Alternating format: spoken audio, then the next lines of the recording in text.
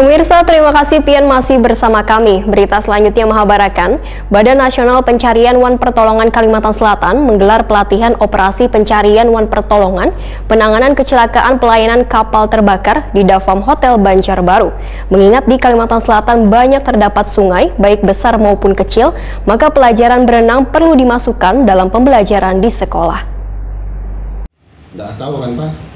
Itu kan kayak macam malaikat pencari. Badan Nasional Pencarian Wan Pertolongan Kalimantan Selatan menggelar pelatihan operasi pencarian wan pertolongan penanganan kecelakaan pelayanan kapal terbakar di Davam Hotel Banjarbaru, Baisukan, Senin 23 November 2020. Direktur Kesiapsiagaan Basarnas Didi Hamjar, Wahetakuni Prima TV menyatakan hampir 80% dari kasus kecelakaan ada di Banyu. Mengingat di Kalimantan Selatan banyak terdapat sungai baik besar maupun kecil, maka pelajaran berenang perlu dimasukkan dalam pembelajaran di sekolah. Sehingga setiap siswa wajib diberikan pelajaran berenang mulai dari PAUD 1 SD. Lantaran setahu sidik masih ada anggapan bahwa meninggal karena kecelakaan di Banyu adalah takdir. Didi Hamjar mengingatkan, Banyu merupakan surga bagi nang bisa mengelolanya, namun kalau kada siap maka akan menjadi ladang nang bisa membunuh. Nang kaya mati akibat tercabur di sungai, kapal tenggelam terseret arus sungai. Maka kemampuan membaca risiko, ujar Didi Hamjar, adalah sebuah keharusan, wan untuk bisa berenang adalah sesuatu kemampuan yang bisa dilatihkan. Saya bercerita kayak ini karena selaku Direktur Kesiapsiagaan kami kan membawahi yang namanya Basarnas Command Center.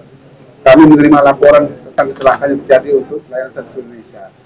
Memang ternyata datanya bisa lihat bahwa sebagian besar sangat signifikan bahwa kita ini negara kepulauan, negara maritim, 2/3 kita air.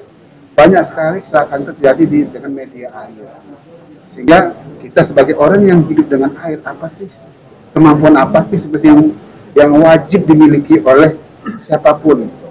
Maka tadi saya sampaikan salah satu ide melalui pendekatan edukasi, Pak. Pendekatan edukasi, kalau dibilang pendekatan mitigasi melalui edukasi, supaya bikinlah satu program wajib renang untuk sejak usia dini, anak-anak SD. Sehingga seluruh SD ini diwajibkan belum dan bersertifikat sebagai satu output.